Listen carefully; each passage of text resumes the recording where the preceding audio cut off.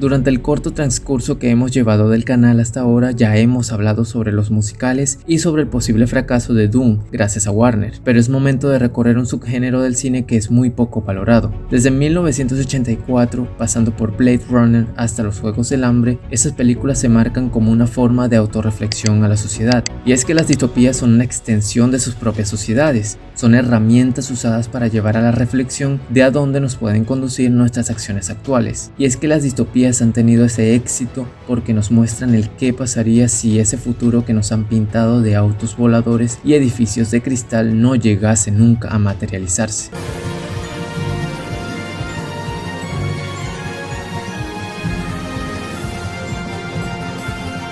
Aunque antes de empezar a contabilizar las películas de este género, debemos entender qué es una distopía. La RAE define distopía como representación ficticia de una sociedad futura de características negativas, causantes de la alienación humana, es decir, todo lo contrario a una utopía, que es el ideal de una sociedad perfecta, algo visto en películas como Gattaca, Experimento Genético, Tron Legacy o Volver al Futuro 2. Para sintetizar, distopía igual futuro malo, utopía igual futuro perfecto.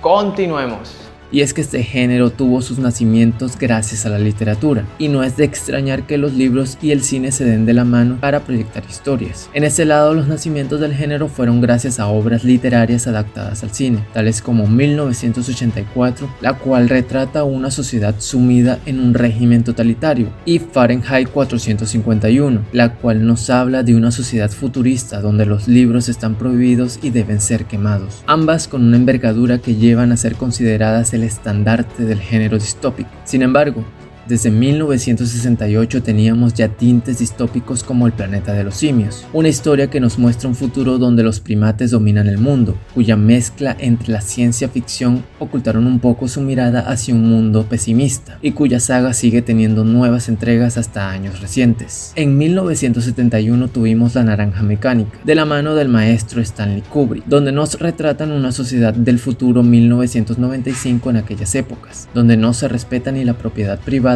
y mucho menos a los mayores, donde jóvenes violentos aterrorizan la ciudad con libertad, donde las mujeres son tratadas como objetos y se discriminan las clases sociales más desfavorecidas, además de que el aparato institucional es corrupto. Luego tuvimos a la gran Blade Runner, estrenada en 1982, una obra que nos presenta una versión futurista de Los Ángeles en 2019, donde gracias a la bioingeniería se crearon a los replicantes, quienes son humanos artificiales que son usados como esclavos o para realizar trabajos peligrosos, pero tras un motín son declarados ilegales y en ello entra una parte de la policía, los Blade Runners, encargados de localizar y exterminar a los replicantes, una obra que marcó la época y la historia de las distopías. Hasta que llegamos a Battle Royale, la historia que se dice Los Juegos del Hambre plagió, una película basada en el libro homónimo donde a inicios del tercer siglo, en Japón, la vida es insostenible, desempleo al 15% y boicots masivos de parte de estudiantes, donde el gobierno al poder decide promulgar una ley donde cada año sería elegida una clase al azar entre los institutos de Japón, en donde los estudiantes de la misma deberán batirse en una batalla a muerte por 3 días o hasta que quede solo uno, una historia polémica en su momento y ya sonada como película de culto. Desde allí el cine distópico nos trajo clásicos como V de Vendetta, historia de una futura Inglaterra fascista y totalitaria, Hijo del Hombre, un drama que nos relata el futuro 2027, donde una crisis de infertilidad de 2 décadas ha llevado al planeta a un declive de inmigrantes que buscan refugio en Reino Unido, o Wall-E, una hermosa historia semimuda, donde el planeta fue devastado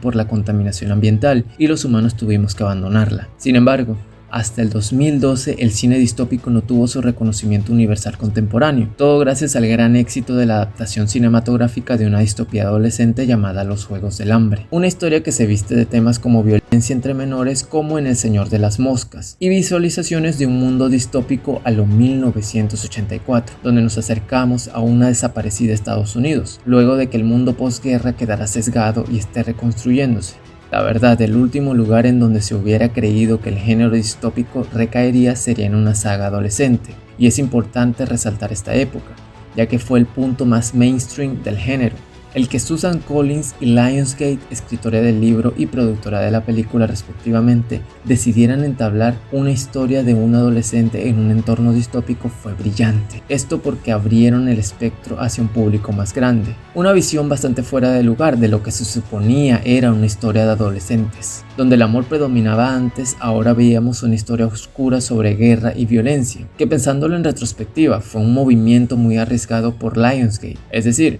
imagina que lo que acaba de funcionar es una historia de amor entre una humana, un vampiro y un hombre lobo, y de allí pienses en el siguiente paso. El más obvio era ir por una historia futurista posapocalíptica de niños matándose entre sí. La respuesta es no. Luego del éxito de los Juegos del Hambre, los estudios vecinos estaban buscando formas de replicar tal éxito, en donde Summit Entertainment adquirió los derechos cinematográficos de Divergente y Fox adquirió los de The Maze Runner. Ambos en ese momento trilogías distópicas adolescentes. El éxito en las primeras partes de estas dos sagas mencionadas puntualizó la sed del público por este tipo de historias, donde en 2014 tuvimos de parte de Christopher Nolan, quien venía de entregar éxitos en taquilla y crítica como la saga del Caballero de la Noche e Inception. Con Interestelar nos entregó una historia distópica épica. Tuvimos otros intentos de sagas distópicas como El Dador de Recuerdos o Mentes Poderosas, que fueron un fracaso en taquilla y crítica. Y el público estaba encantado porque tenía una gran gama de películas que tenían que ver con distopías, sean adolescentes o no sean adolescentes.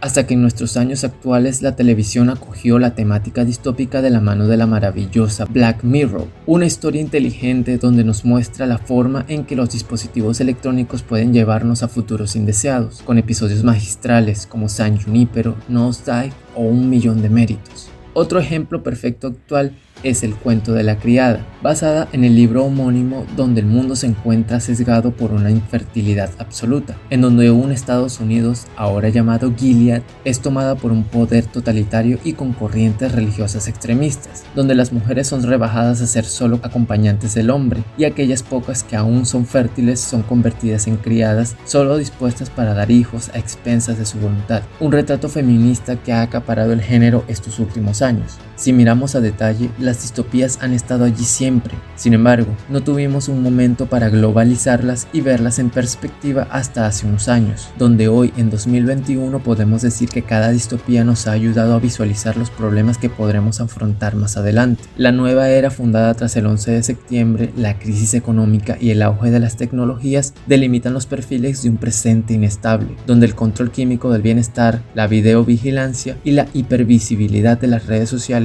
son las pesadillas para asustarnos sobre el futuro, algo que se ve muy cercano. Muchas gracias por vernos, no olvides darle like y suscribirte para que recibas más contenido similar. Te invitamos a que nos sigas en nuestras redes sociales, tanto en Facebook como Instagram, estaremos ahí actualizando. Yo soy Ron Castro y que la suerte esté siempre de tu lado. ¡Chau!